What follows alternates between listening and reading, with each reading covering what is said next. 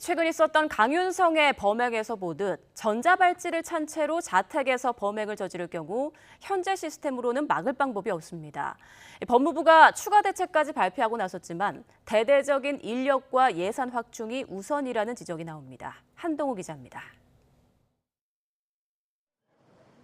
강윤성은 지난달 26일 밤 자택에서 전자발찌를 찬 채 여성을 살해한 것으로 조사됐습니다.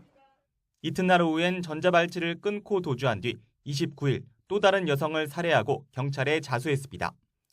전자발찌를 찼을 때도 끊고 난 뒤에도 범행을 사전에 막을 수 없던 겁니다. 법무부가 발표한 추가 대책엔 전자발찌를 훼손했을 때 긴급한 경우 주거지에 대한 즉각적인 압수수색, 외출 제한 등 준수사항 위반 시 현행범 체포, 고위험군에 대한 심리치료 강화, 보호관찰소의 신속수사팀 설치 등이 포함됐습니다.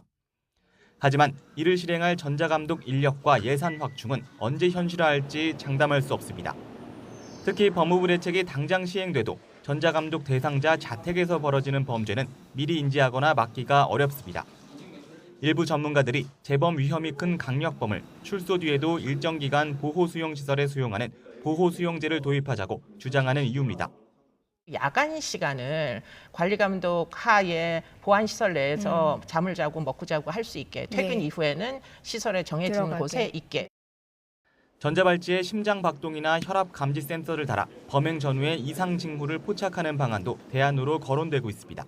굉장히 급하거나 문제가 있으면 아드레날린이 올라가면 맥박수가 올라갈 수 있거든요. 그러면 맥박수가 정말 비정상적으로 급하게 올라간다면 그게 범죄의 하나의 징후가 될 수는 있어요. 법무부는 현재도 주거가 정해지지 않은 대상자 40여 명을 상대로 보호수용제와 비슷한 제도를 운영하고 있다며 이 같은 시설을 확대할 예정이라고 밝혔습니다. 다만 생체정보 전자발찌와 관련해선 현재는 기술을 연구하는 단계라며 실제 실현에 상당한 시간이 걸리고 사회적 논의도 필요하다고 선을 그었습니다. 생체인식 정보를 여러 가지 감시, 감독 체제에 쓰느냐라는 문제는 조금 더 깊이 있는 사회적 합의, 역시 그런 헌법적 가치 이런 부분도 함께 논의가 돼야 됩니다.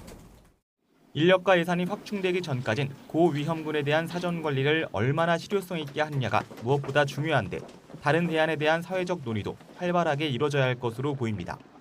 YTN 한동우입니다.